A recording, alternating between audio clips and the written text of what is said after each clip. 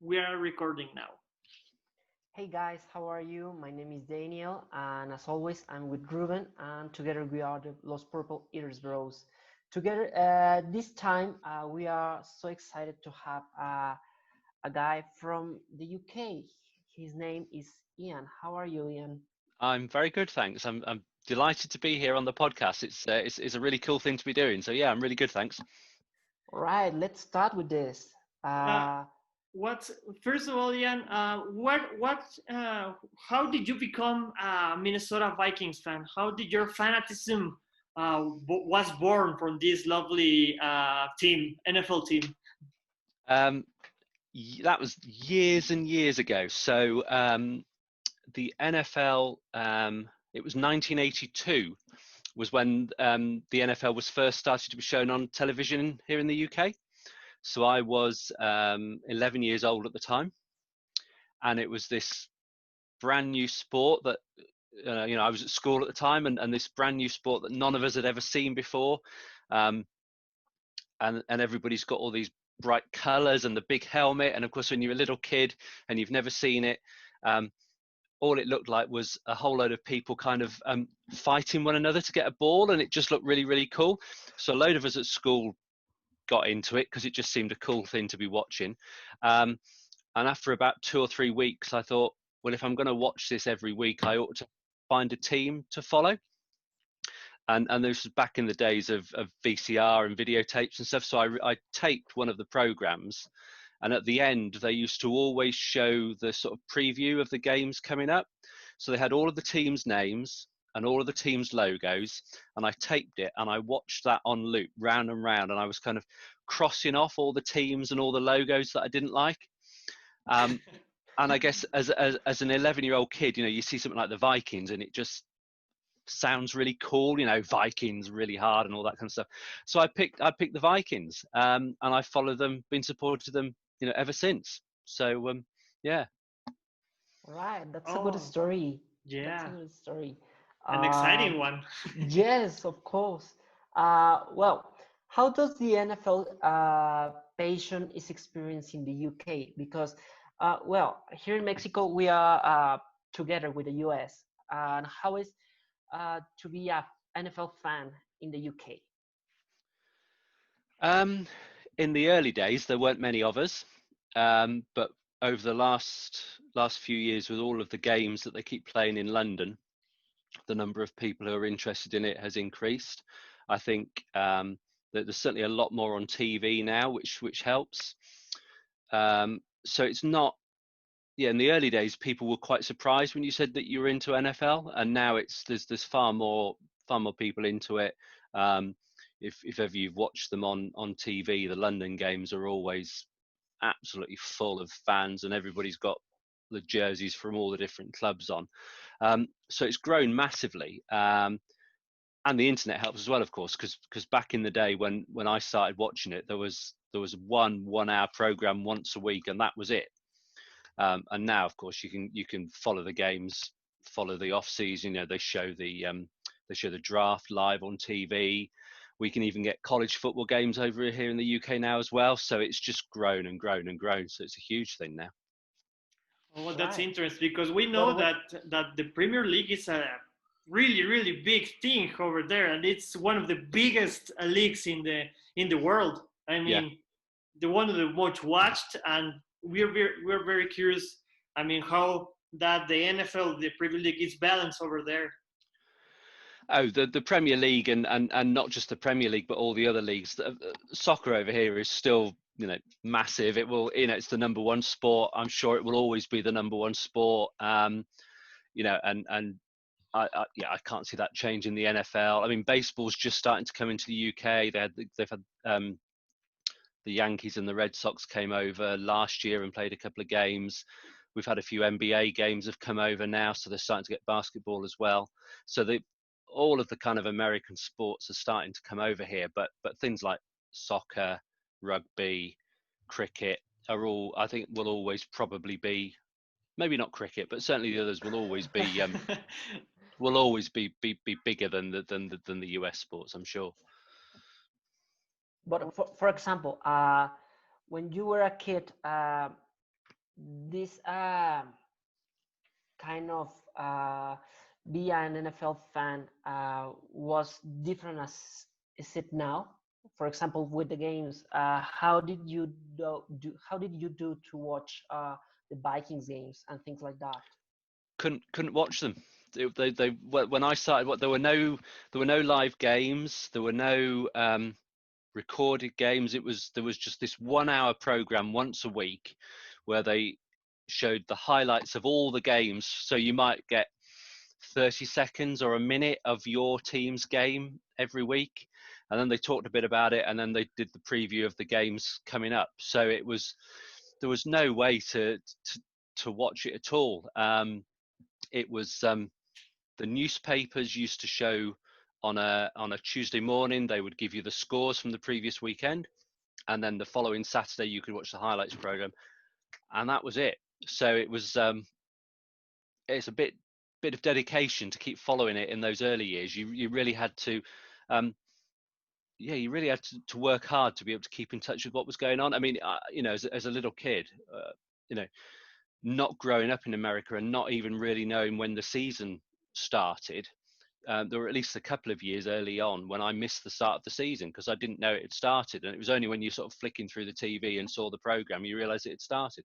So very hard early on. And then gradually there were a couple of NFL magazines that started to be done over in England. So you could sort of get those and follow it a little bit.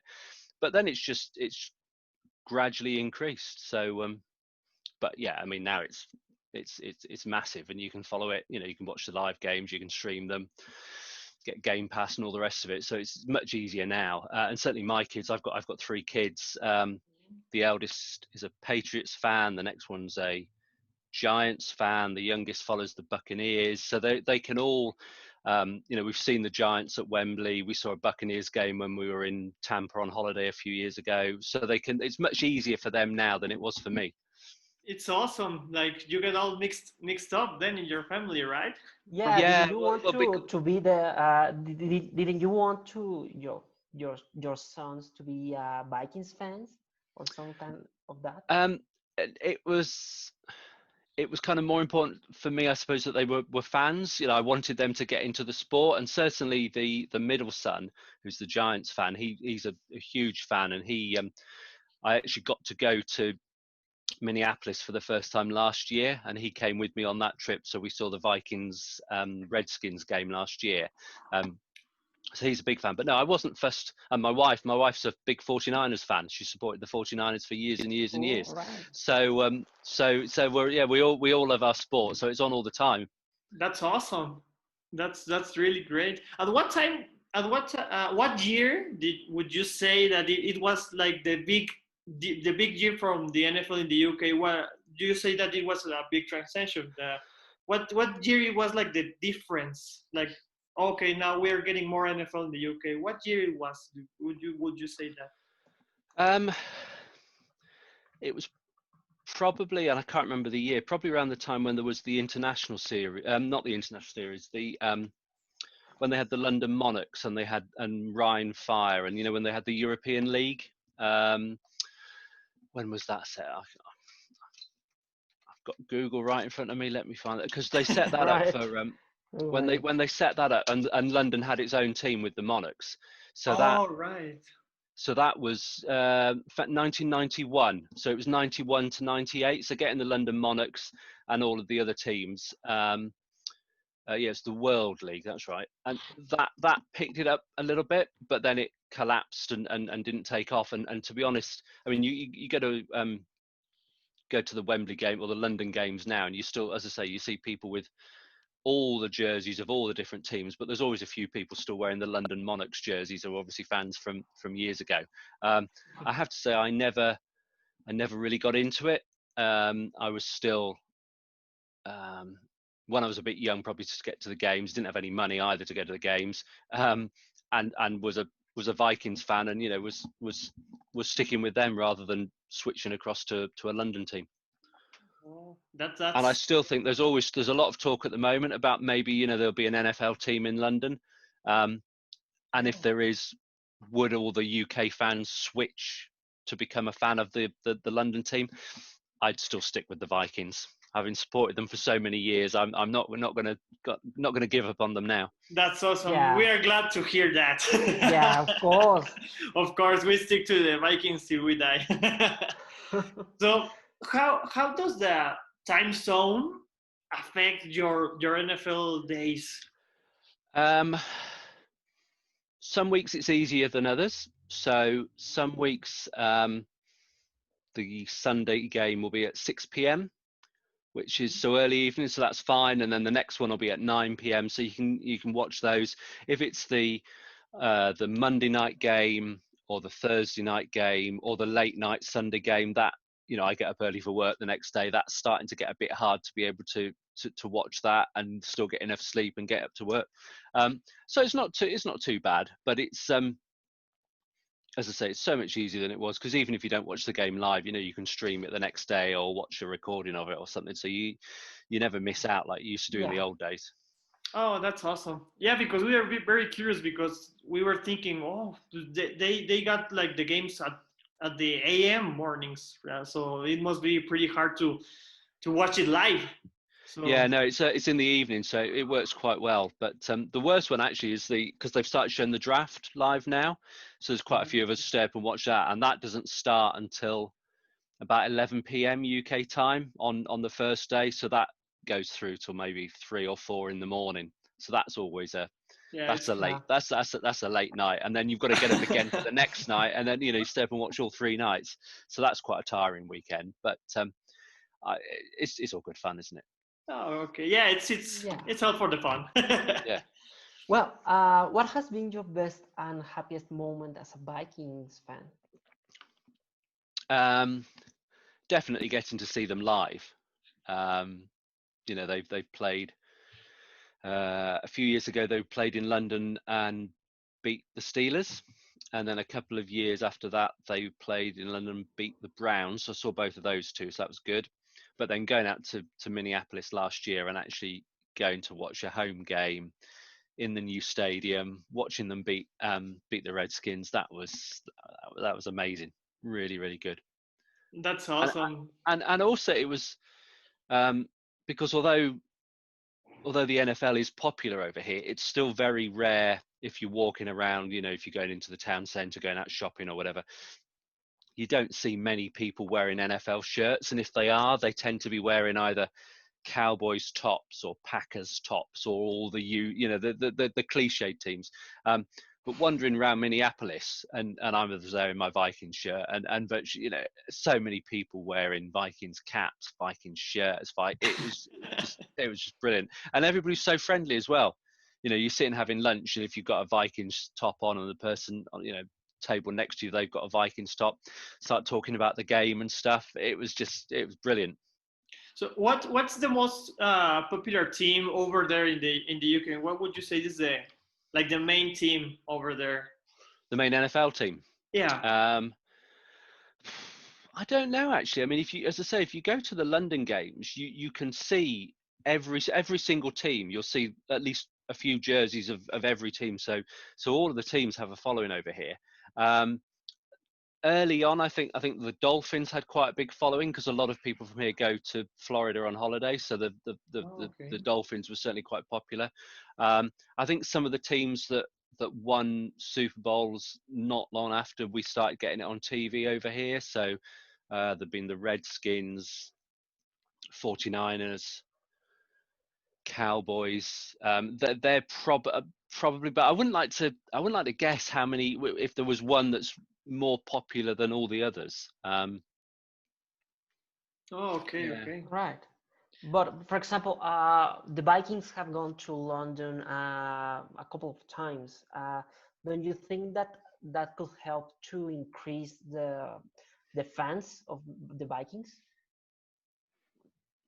Oh, I'm sure it does. Yeah, because there must be loads. Well, certainly I've taken friends to watch games in London, because they have about 3 or 4 a year, and I might not go to all of them, but I try and go to a few every year. And sometimes I've taken friends who've not been to an NFL game before, don't have an NFL team that they support. They just think it's something new and they'll go along. So there must be people who go to the games without a team and get into it and then pick a team. So I guess if they've been to any of the Vikings games and thought, yeah, this is really cool, particularly if the Vikings won, which they did in both the games, yeah, there must be more fans coming off the back of it. I think the Jags are probably quite popular at the moment because they have at least one game every year and have been for a few years. So I think the Jags are trying to build up their fan base over here a lot at the moment. Yeah, there was a time that rumor was very strong that the team that was actually going to move over there was the Jacksonville Jaguars, but I think that didn't work at all. I don't know. No, I think it's still, if you were a gambling person and wanted to put a bet on, I think the Jags would still probably be the most likely, because they've had so many games over here. They've built up their fan base, and there's 3 teams in Florida already. I mean, it's it's a bit it's a bit crowded. Yeah. So we asked you earlier about your best moments as a Vikings fan. Now, we ask you what's your worst and saddest moments that have you experienced as a Minnesota Vikings fan. A lot of the championship game defeats, a lot of the early ones, like against the missed field goals and all the rest of it. They weren't on TV live in the UK, so I didn't get to watch them. So I didn't have that same immediate sadness as opposed that you would get if you were watching it live. So I would probably have to pick something. I mean, losing to the Eagles, that was annoying. I think the Blair Walsh kick against against Seattle in that the snow, that having worked the way up the field to what was I know it was really, really cold and all the rest of it, but to watch that miss, yeah, it was pretty unfortunate, right? that was didn't like that at all. Yeah, I mean, we shared that with you. It was like a pretty unfortunate time because it was like a really short like field goal. I mean, it was like an extra point, so we were like, oh, we got this, and seeing that, it tears us up. Especially as I think a lot of the sort of TV experts and a lot of the press all thought Seattle would probably go and beat us, and it would have been really, because nobody ever expects Minnesota to win. Whenever you watch the TV, they always think somebody else, and it would have been great to have beaten them. That would have been good. Yeah, that's a really good I point. Stood and watched the kick as it missed, and kind of my jaw dropped, and it's like, oh, serious. Yeah, I mean, there's always the next year, right? Yeah, there's always the next year. Always. Yeah. They've got to win it one time, surely. Yeah. Yeah, we're sure of that. Well, when the Vikings were to London, how did you live that experience with the Vikings in London, in your home? Tell us. So I went big. I went for it big time. So I got myself a proper Vikings outfit, with the hat with the horns and the cape and the furry boots and everything, and dressed up like a proper Viking. Went up with my youngest brother's a big NFL fan, so we went with him. Went with some friends. Had the whole lot on. Big. I even had a sword. So there's a photo of me at Wembley dressed as a Viking, waving this sword around, and just went for it. And yeah, it was just brilliant. It was brilliant. And there was a bit of everything, because I don't know if you remember the game, but Adrian Peterson scored a huge rushing touchdown partway through, towards the end when the Steelers were driving to try and win the game. We forced a fumble on Roethlisberger quite near the goal line and stuff, and it just had a bit of everything in it. It was really exciting, and yeah, that was great. That's awesome, because we hope one day that the Minnesota Vikings come to our country, because once a year we also got one Just one game. Yeah. But we really hope someday they bring the Vikings. But I mean, it's really hard because here in Mexico, there are not much Vikings fans. There are not that much. But how now you tell us about how was your days in when the Vikings visit you in the UK, but how was your day when you go to the US Bank Stadium? How was to live the whole experience of the Vikings in the US Bank Stadium? Since you arrived to the Minneapolis airport. Yeah. It was it was just amazing. The whole thing. So the game was Thursday night. We flew in on Tuesday night. Flew in Tuesday night. We went to the Mall of America on the next day. Did a bit of shop. So I bought a load of Vikings shirts and hoodies and a load of stuff. And what did you think about the Mall of America? Did you like it? Oh, it's just huge. I mean, it's not like it's unlike anything we've got in the UK. So it's just massive. And of course, there was shop after shop after shop selling Vikings gear, which is, it's quite hard to get hold of because it's a bit like you say, Mexico, where not many people support it. It's not, I can go into a sports shop in London and I can get a Cowboys top or a Packers top or a Patriots top. It's not quite so easy to get a Viking stuff. So to go there, I literally took when we flew out, I had half my suitcase was empty and I left it just to fill up with all the stuff that I bought. So we went and did that. That's great. Which was great. So I was all ready for the game. Got to the stadium really early, to do all the photos outside and look at all the tailgating and all that kind of stuff. Got into the stadium really, really early. There was hardly anybody in to get, we were early in to do photos and stuff.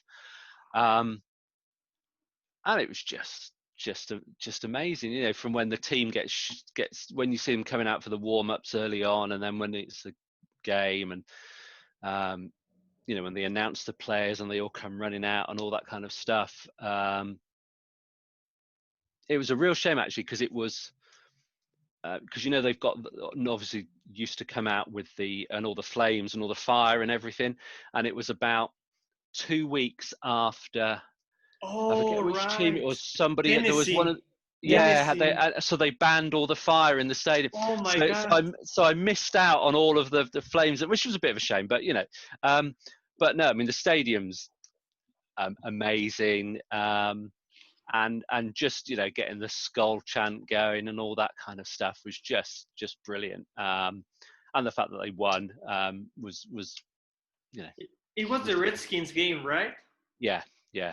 So it was a little bit close, a bit tense near the start, but as the game went on, it was pretty clear that we were going to win it reasonably comfortably. Which a close game, a close game is nice if you're going to win, but actually if you've gone all that way, and I was quite happy to just have a nice, relaxing, easy match. Yeah, I mean, you made a really long trip. You deserve like a win because of the trip. Yeah, I mean, absolutely. I'm really glad you just saw them win because you make a long trip, And you saw a game of prime time that is well known that a primetime game is the feelings that are inside the stadium are totally different than in the afternoon. And you said that you was with your son, right? Yeah. How it was the experience for him? Because if I'm not mistaken, he's the Giants fan, right? He's the Giants fan. Yeah. He didn't wear any Giants stuff into game. He loved it. He loved it. We watched that on the Thursday. On the Saturday, we went to see a Golden Gophers game because Minnesota University had a home game. So we went to see college football. They played Maryland, I think it was. So in fact, do you have behind you a Gophers cap, no? Is it true? Yes, there is a yeah. It's a I've got Gophers fan. yeah, Yeah. yeah. Got to go for yeah. So as well as all the Viking stuff, got a Gophers cap, got a Gophers uh, got a Gophers hoodie. I've got my Gophers Oh, that's boat. awesome. Oh, So yeah. No, I just bought everything I could see. Yeah. Yeah, yeah. yeah, you did smart on that because, as you said, there are not that much things over there, and they're harder to get. Yeah. And it was like pretty funny because the Vikings played against the Washington, which is a A rival, rival of a division your. rival of Giants. So Yes. Yeah. that's why I asked the question. Yeah. No, he was definitely cheering the Vikings on for that game, so that was good. Right, and the SKOL chant. How did you feel on that? How did you feel your son? Oh, it's The just SKOL brilliant, isn't chant is it? The something whole special. thing. Yeah, it's just when the whole stadium's going and everything. No, it was yeah, really special, really good. Oh, that's awesome. We hope that one day we go there because Daniel and I, we unfortunately we don't we didn't have the opportunity to go there, so we are really hope to one day. Well, the situation, it's harder, but hopefully one day we go there. Yeah. Oh, yeah, or hopefully you get a game in Mexico that you can watch. But yeah, no, it's definitely worth a visit. Yeah. Yeah. So, Daniel, the next question, I think. All right. Well, what's your take on the current situation of COVID-19? Do you think that the absence of Michael Pierce is going to affect the team? Well, we know that he suffers of asthma and things like that. Well, what's your take on that? I think he would have been a good addition to the team. So I think it's a shame that we're not going to have him. That said, I mean, still no guarantee there'll definitely be a season. They keep cancelling preseason games, and there's Yeah. I mean, the baseball, they've had a few matches postponed over the last few days, haven't they? So and then you've got the NBA in their sort of bubble in Florida, so it's all a bit odd. So whether there'll be a season, I don't know. Certainly I think it'll be a really weird season because even if there is one, the teams are not having the preseason. They're not getting all the time to get together. Certainly, all of the rookie signings or all the people who are new to a team, they're not going to have as much time to get used to how the offense is run or any of the schemes or anything like that. So I think it's going to be a really weird season anyway. Yeah. Might be our best chance to win it. Yeah. I think it feels like going back years and years when there were a couple of seasons when there were the sort of the strike seasons when the players refused to play and there was the shortened season. I think the Redskins won it that year when they threw I think it was only an 8 or a 10 game season or something like that. It feels like it might be something a bit like that, and it'll be it'll be really odd, and I could see at least one or two kind of unexpected teams doing well. Yeah, because Just because others will do badly, rather, I think people will struggle. yeah, because Michael Pierce was the only player to declare that he was not going to play for the Vikings. Was the only one because yesterday Yeah. was the limit day to the players to say I'm not going to play. That's why we're asking this question. Yeah, and there aren't many across the whole league, are there? I think there's only about 60 or 70 players who've said that they're not playing. So there's not that many. I guess it's a bit different in the NFL with the some of the other sports where the money's guaranteed for the players, and it's not quite that for the NFL. And there's probably some who think, well, actually, they'd rather play and get the money. It's a tough one.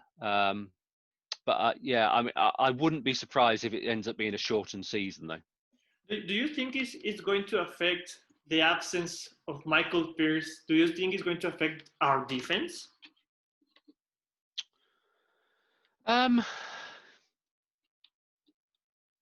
it's hard to say, having not see how he would fit in if we'd had a year of him and thought, yeah, he fits the scheme really well, or he works well with the others or whatever. He looks like he would have been a good player. It's hard to say. And also I kind of think with Zimmer running the defense, kind of whoever he gets, he'll do a good job, because he always seems to do a good job. I would have been more worried if we'd been. I mean, I would have loved if we'd signed some extra support for the offensive line, which we didn't. But I would have been in some ways more worried about that if we'd brought somebody key in to shore that up, and then they decided they weren't going to play, because I think, the offensive line is still feels like it's a bit of a worry, to be honest. Right. Yeah, I mean, we think the same. And well, what are your expectations on the rookie players? What are the rookie that you are most excited for, or what are your general impressions of these new players? I've got to be careful, because a few years ago when we drafted Treadwell in the first round as a wide receiver, and I got, in fact, when I went to the game in Minneapolis against Washington, I was wearing a Treadwell shirt, because I thought I'd seen him play really well for Ole Miss in college football before he got injured, and I thought he was going to be a good signing. And then he wasn't. So, I'm tempted to say I think Jefferson's a really, really good pick, but having seen what happened with Treadwell, I'm nervous about that. But I think Jefferson looks good. I think Gladney looks. I mean, I think those two first round picks, I think they were both very, very good, and they addressed needs that we had in the team, but I think they got good quality players to address the needs. So I think they're good. I mean, a lot of the media seem to think that we had one of the best drafts. I mean, partly because we drafted so many players. But I think we covered. I think we covered most of the positions that we needed. I think we got some good value further down further down in sort of third and fourth round. I think he did all right. I think Dantzler will be good. I think that was a good pick. Dantzler is a really good one. I think Cleveland. Cleveland. I think Cleveland. This goes back to the thing about COVID and the sort of pre-season that people haven't had. I think this year might be certainly the first game might be too early for Cleveland, because he's having not really had any pre-season and time to get used to it. I could see him coming in partway through, 3 or 4 games in, if they're really struggling. So I think sort of 2 or 3 years from now, I think there's a couple that you look and think, yeah, that they're going to be really good then. And I think it's, and I also think, if you look at the draft players who are going to come through, so I'm quite, in some ways, quite pleased that they got sort of GM, coach, quarterback, got them all on extensions. And I know there's lots of people say we shouldn't have re-signed them and all the rest of it, but I think I think there's nothing worse than instability and nobody knowing what's going on and whether somebody's going to leave at the end of the season. I think having some stability is really good. And then if they can bring the younger guys through, I mean, the defense, while it's good under Zimmer, people are starting to get a little bit old, and we saw what happened, last year with Rhodes. He signs his big contract, gets a little bit older, and his performance just drops off. So, there's probably maybe a couple more years where I think the defense is going to be really good. And if they can match 2 good years on defense with Cousins performing well, and then if they can bring through some of the draft guys, I think this year feels like it might be a year too soon. I think I could see next year. Next year, I think we've got a good chance. Although, as I said earlier, I think this year is going to be such a weird year. Yes. Um, Yes. I think more teams than normal probably have got a chance of doing well. Yeah, I mean, the thing that affects more the rookies was the cancellation of the preseason. I Yeah. think because we were talking. When I was talking to Daniel with this, because we were like, what was going to happen with the rookies? They are not going to have like a chance. Yeah. So we are really like worried about that, because it's like a process. And yeah, I mean, we need to see like year 3, as you said, because it's pretty accurate, all the ideas that you have, because this year maybe Cleveland doesn't show up like full time, like a full prime time, right? So maybe middle time of the season. So yeah, like it's very interesting, because the defense, we drafted a bunch of defense guys. I think the most we drafted is like defense. So yeah, I think the thing we've got in our favour this year, and probably next year as well, is the Bears still look a bit of a mess with, and yes, certainly at quarterback. I'm not quite sure what's going to happen there. The Lions are the Lions, so and the Packers, having drafted a quarterback, I mean, there's going to be so much tension in their quarterback room. Yeah, we are sure of that. While they're clearly still a good team, I can see, certainly, if not this season coming, then next year, when Rodgers will be starting to worry a bit, is that his last year and all the rest of it. So I can see them, I could see them struggling. So I think as although we've got weaknesses, I think the other teams in the division are struggling even more than we are. Yes, definitely. We are like the most in the division. We're like the most balanced team, I think. Yeah, I think so. Yeah, I mean, we're excited but we are excited, but we're like not that excited, because, as you said, it's going to be a weird season. So we're like hoping, like the guys, the players, just play well. Hopefully, we get a lot of wins, and hopefully, we get to see many plays from the rookies. Yeah. Yes. Yeah, I hope to see plays of the rookies too. Well, tell us, which is your favorite player of this Minnesota Vikings team? Your number one player that you say, "Oh, I love this guy."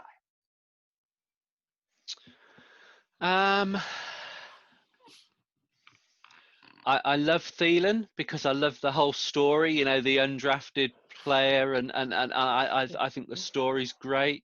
I like Hunter because, again, a lower round draft pick who's just amazing. From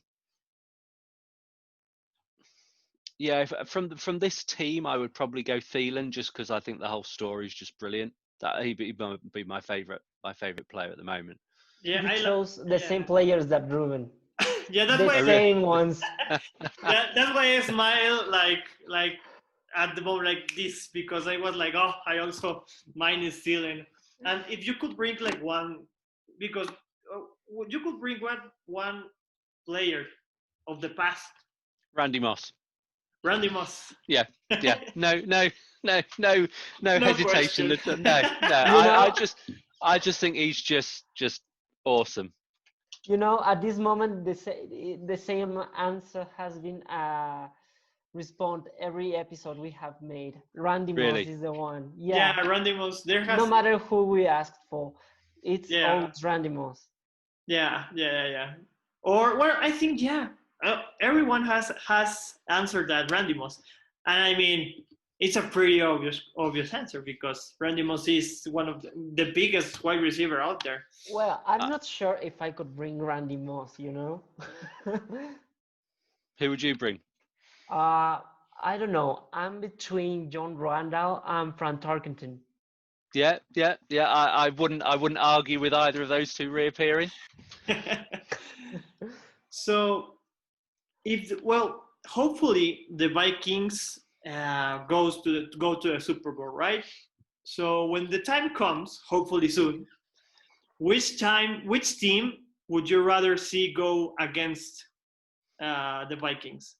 Which team would you like to see? Oh, that's a great question. Yeah. It's funny, a couple of years ago, when we lost to the Eagles, I kind of thought, to get to the Super Bowl and play against Brady and Belichick of the Patriots would have been in our own home stadium as well.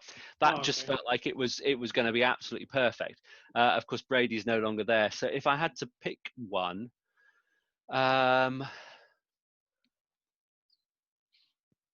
it would be nice to beat one of the teams who've beaten us in the Super Bowl. So it would be nice to beat the Chiefs or the Raiders or the Steelers. So it'd be nice to go and beat one of them. So like a rebound match. Yeah. But you are realistic, you know. You didn't mention the Dolphins. No. But that's great. I mean, Chiefs against the Vikings will be a huge game. I think it will be like the most watched Super Bowl, because I mean the Chiefs are like one of the hottest teams out there. Oh, to go and certainly at the moment, if we went in against the Chiefs with Mahomes, we would be, I suspect, massive underdogs. So that would be quite nice to go and beat them. That would be really cool. Yeah, if I had to pick one,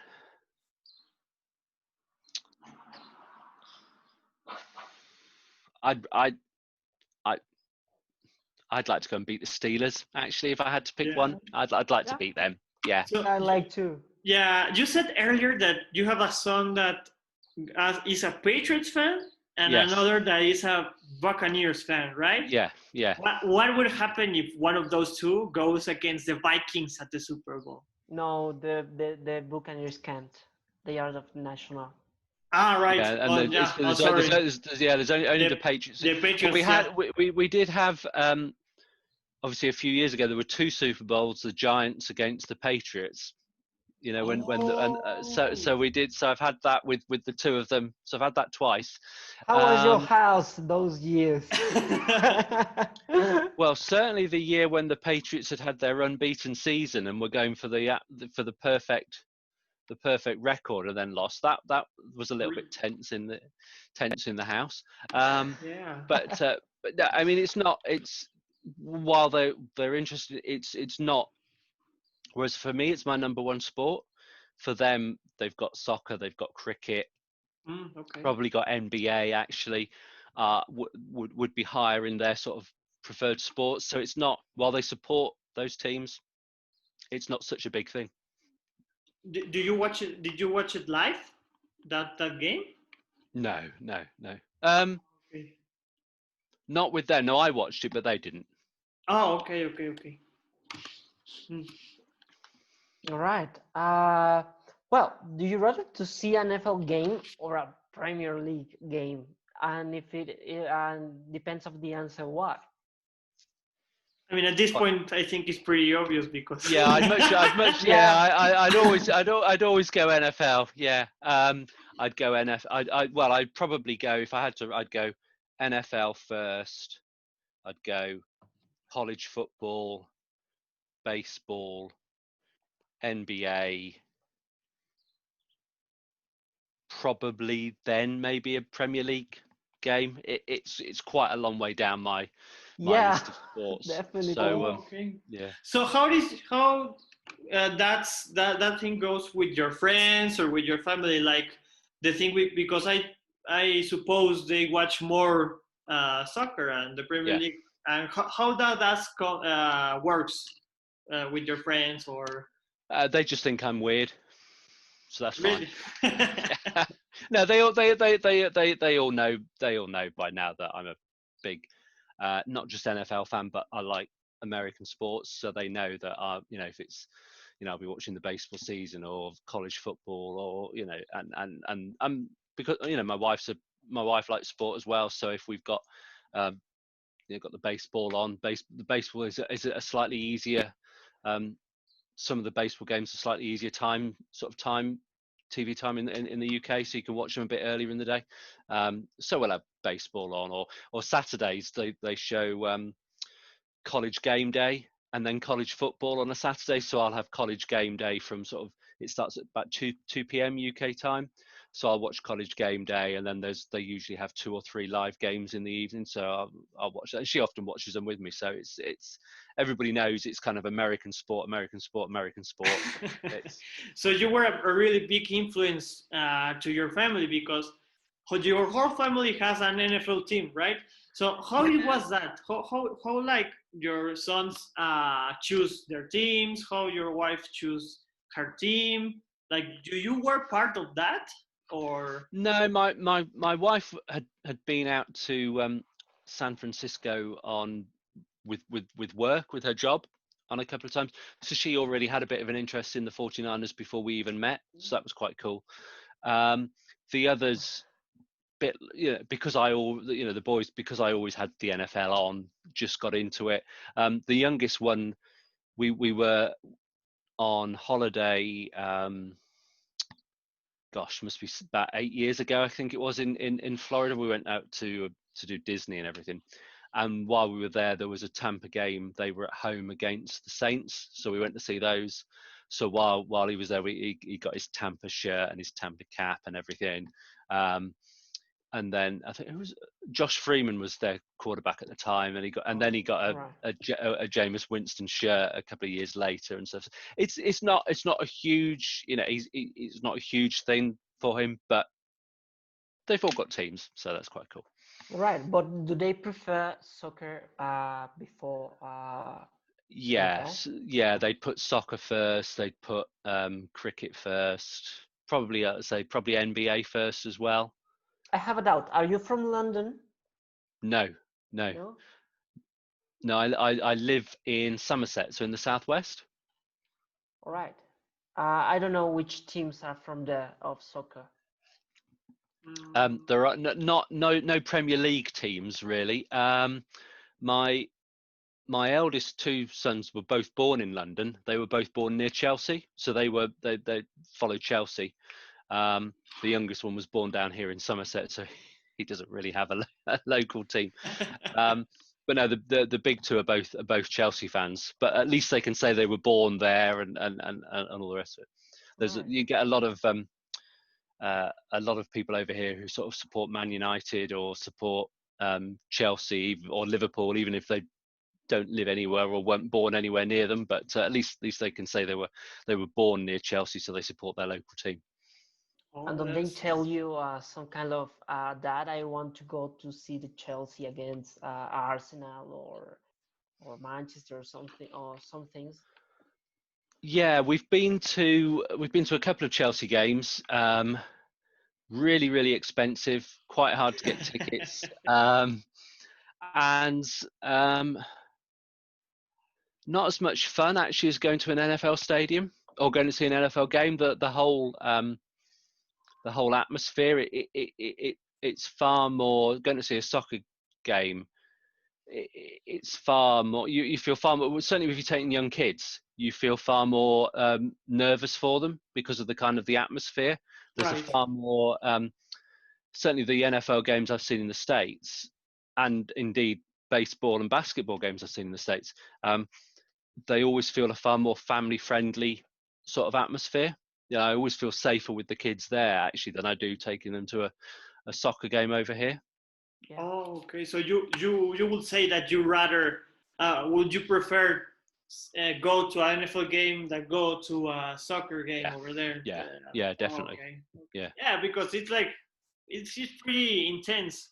I mean, I was in the London Olympic Stadium, and to see the hammers. Of course. And it was like pretty intense. And also, I don't know how the stadium was named, but I saw Bristol football team. Bristol City, Bristol Rovers. Bristol City, yeah. Bristol. The red ones. Yes, Bristol City, yes. Yeah, and they also really intense, like old, really, really old dudes, like screaming, telling. Oh, yeah, it gets really, really passionate, really quite worked up. But if you're there by yourself or with other adults, it's fine. But if you're there with kids, you do feel a bit, a bit worried about them at times. Oh, okay, okay, okay. Yeah, it happens also here in Mexico as well. We got Mm. a lot of, well, fortunately there are no people in the stadiums because of COVID, but but yeah, it gets pretty rude and pretty intense and violence, and unfortunately there are kids, so it's like a really Yeah. really yeah, but it's quite a subject, right? Yeah, yeah. Yeah. For example, in the team that Ruben and I are fans is Chivas. It's called Chivas, and the rival is America. And I live in the city of where is America. Ah. And my Oh, dad never. My dad was.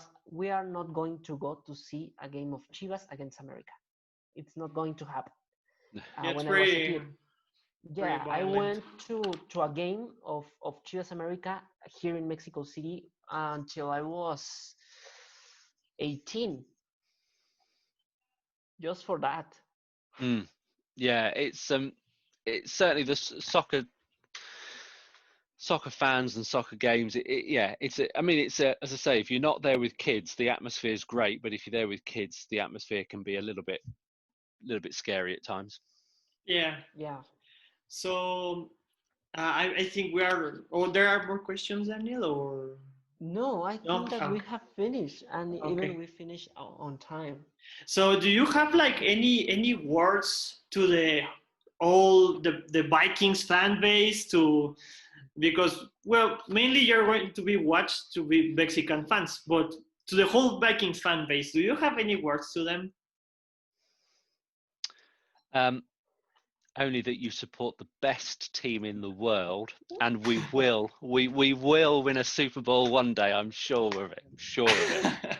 We are sure of that. We are really sure of that, and we thank you, Ian, for your time. We thank No. you for accepting the invitation. Oh, This thank you for inviting me. It's been great fun. and we think you have great ideas on the team. We hope you like the interview. We hope you like conversating with us, and hopefully we got a season so we can invite you more to more episodes. And Absolutely. Yeah, and be great yeah, fun.